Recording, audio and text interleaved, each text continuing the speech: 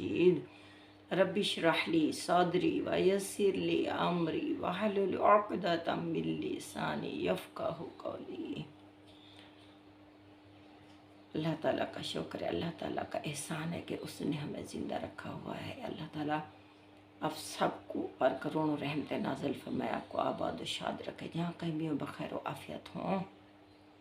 काफ़ी अरसे बाद व्लॉग बना रही हूँ मैं क्योंकि नहीं कोई देख ही नहीं रहा था और मेरे पास भी टाइम इतना नहीं था, तो मैंने ऐसे लगाती रही। तो अल्लाह ताला हम पर रहम फरमाए, हम सब पर। तो आज मैंने सोचा कि खुद ही बनाने चाहिए, हमें अपने ही लगाने चाहिए बनाकर।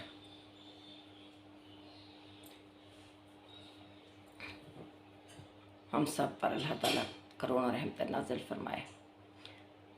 और नबी सल्लल्लाहु अलैहि वसल्लम ने फरमाया, अगर किसी को माफ़ कर देने में तुम्हारी इज़्ज़त कम होती है तो क़यामत वाले दिन मुझसे ले लेना।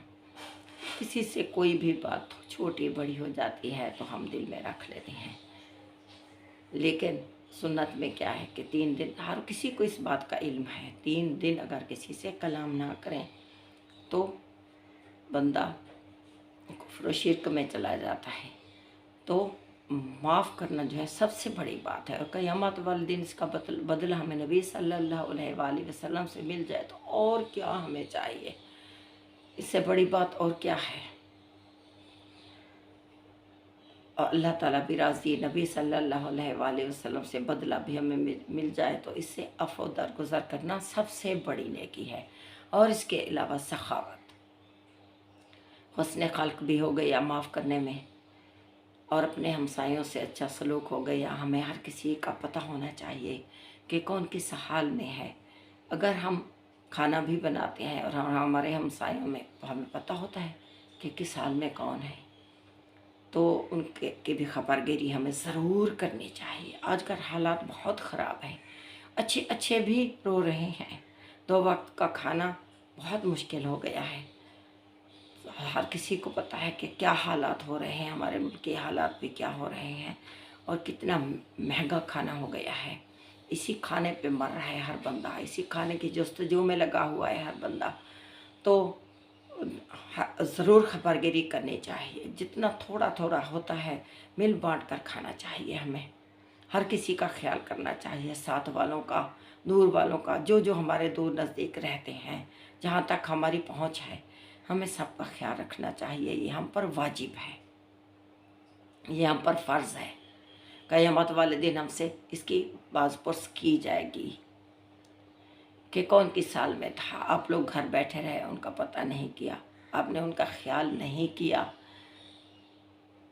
तो अल्लाह ताला खुद क़यामत वाले दिन ये सवाल करेगा कि ऐ इब्ने आदम, मैं भूखा था, तूने मुझे खाना नहीं खिलाया। तो बंदा कहेगा, बारी इलाहा, तू तो अल्लाह है, तू कैसे भूखा था? तो अल्लाह पाक खुद फरमाएगा कि मैं फ़लाँ जगह पे था, तो अगर उस शख्स को खाना खिलाता तो तू मुझे उसमें पाता। तो इन सब चीज़ों में अल्लाह ताला खुद बाज़पुर्स हमसे करेगा कि ऐ इब्ने आदम, मैं बीमार था, अब तीमारदारी करना, मुफ्त की नेकी। अगर कोई भी हमारे दूर नज़दीक है तो हमें उसकी ज़रूर करनी चाहिए। हमसायों में तो बहुत जल्दी जाना चाहिए। जहाँ कहीं भी हम सुनते हैं लोग कहते हैं, मैं क्यों जाऊँ किसी के घर, वो आता है मेरे घर। बिल्कुल ये चीज़ तो सोचनी ही हमें नहीं चाहिए, भाग कर जाना चाहिए। ये तो अजर व सवाब की बात है।